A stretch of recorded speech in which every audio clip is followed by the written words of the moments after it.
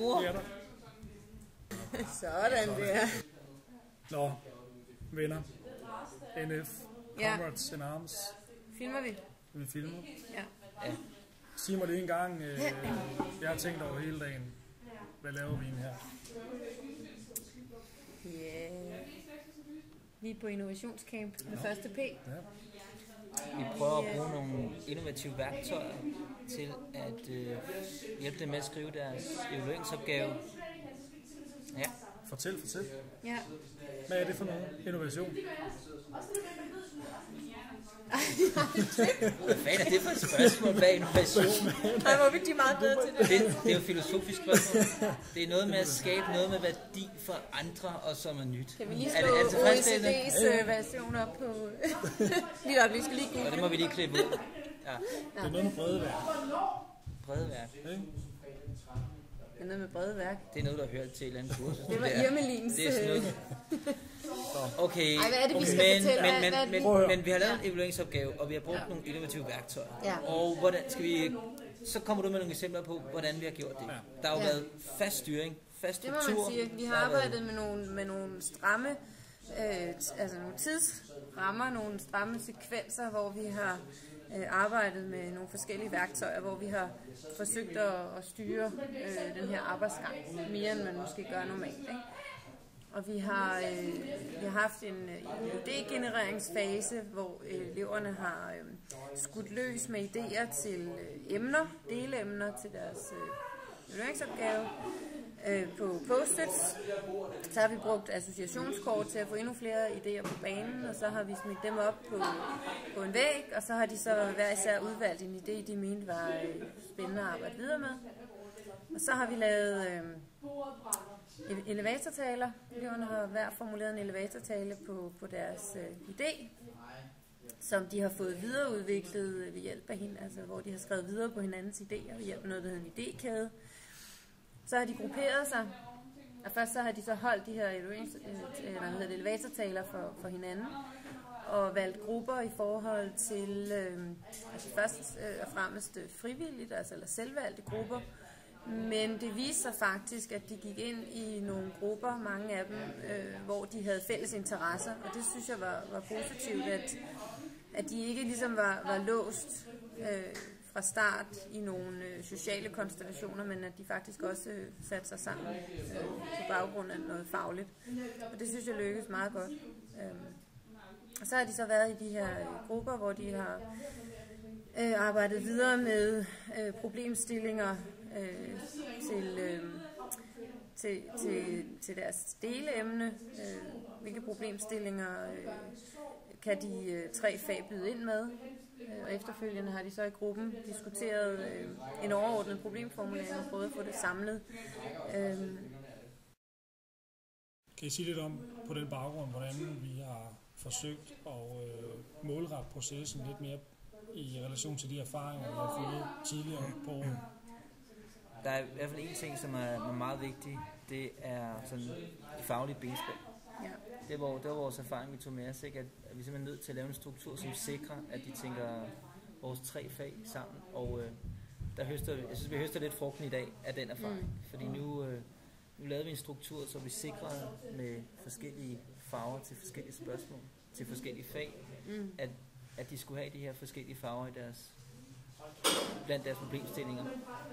Så Ja, for at sikre, at alle 3 fag var repræsenteret med problemstillinger, ja, og som var nødvendige for at kunne besvare deres overordnede problemformulering. Det er jo ligesom kunsten med denne her evalueringsopgave at få alle 3 fag i spil på en måde, så det giver mening. Og det er faktisk en svær kunst, og det synes jeg, at den her struktur har kunne hjælpe til med.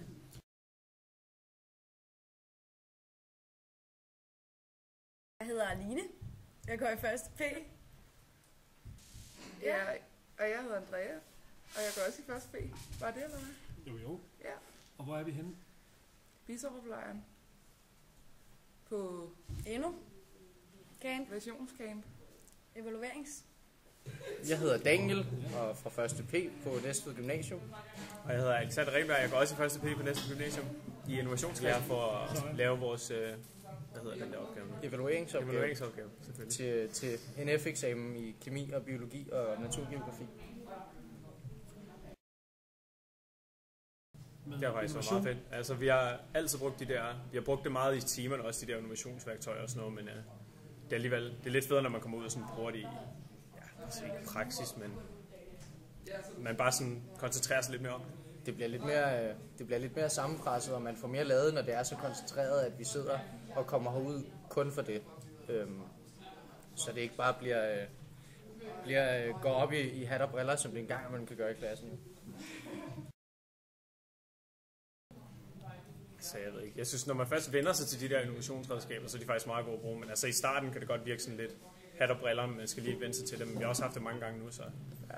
Men jeg synes, altså, jeg ved ikke, altså det er selvfølgelig, jeg tror bare, man lærer at tænke i nogle andre baner. Jeg tror bare, det er det, der sådan giver noget. Ikke helt med alle ting. Nej, altså det er rigtig godt. Ja, der er noget af det, der er godt, fordi at tit, når man bare hører læreren snakke, så er det det, man tager til sig, og så til eksamen sidder man bare genfortæller en anden historie. Hvor hvis man bruger endnu, så lærer man sådan lidt, tænke lidt ud af boksen også.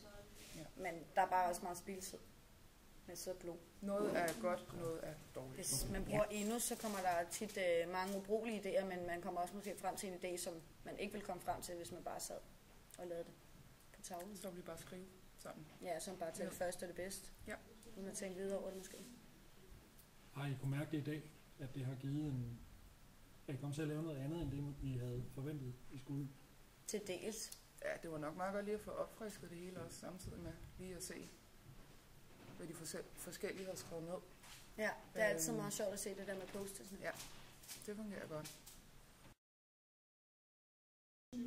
Ja. Jeg synes faktisk, det fungerede ret godt i dag. Ja, i dag har det været meget hyggeligt. Ja. Men har det også været udbytterigt? Ja, vi kom der frem til noget, som vi, altså til sidst, så blev meget godt. Ja. Ja, det synes jeg faktisk. Jeg forestiller mig i hvert fald, altså nu har jeg jo selvfølgelig ikke været på jobmarkedet eller noget, men jeg forestiller mig i hvert fald, det er en kvalitet, man kan bruge sådan senere i livet, ikke? Hvis man sådan lærer at rent faktisk sådan Jeg er bruge rigtig det. meget til tavle, og jeg kan godt lide bedst at høre på læreren og bare skrive. Ja. Og du har ikke indtryk af, at det giver noget andet, det her? Altså, det er en anden måde at lære? Helt sikkert, og jeg tror også, der er rigtig mange, der gør brug af det. Sådan, det virker i hvert fald sådan for mange. Jeg tror bare, det er meget forskelligt. Men tror I, nogen vil vælge det? Altså, hvis I startede på gymnasiet? Og... Ja, det tror jeg. Jeg tror, der er mange, der godt kan lide det for klassen. Ja, der er rigtig mange, der virker positivt omkring. Jeg kan mest lide det med post-it'ene. Og det der, hvor folk går videre på det. Ja. Det er det eneste, der virker for mig. Nej. Nej. Okay. Jeg synes, ikke andet end skolearbejde i hvert det fald. bliver bedre, at man laver en specifik klasse til endnu børn. Eller, ja. Men det er første P. Ja. I er en specifik klasse. Ja. Det behøver du ikke sige. Men det er væsentligt nok. Hvis man føler, at man...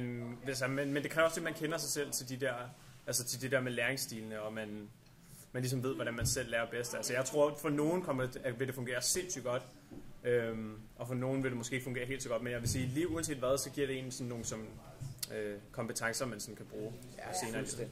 At tage afsted, men at lave endnu, men måske ikke så meget endnu på skolen.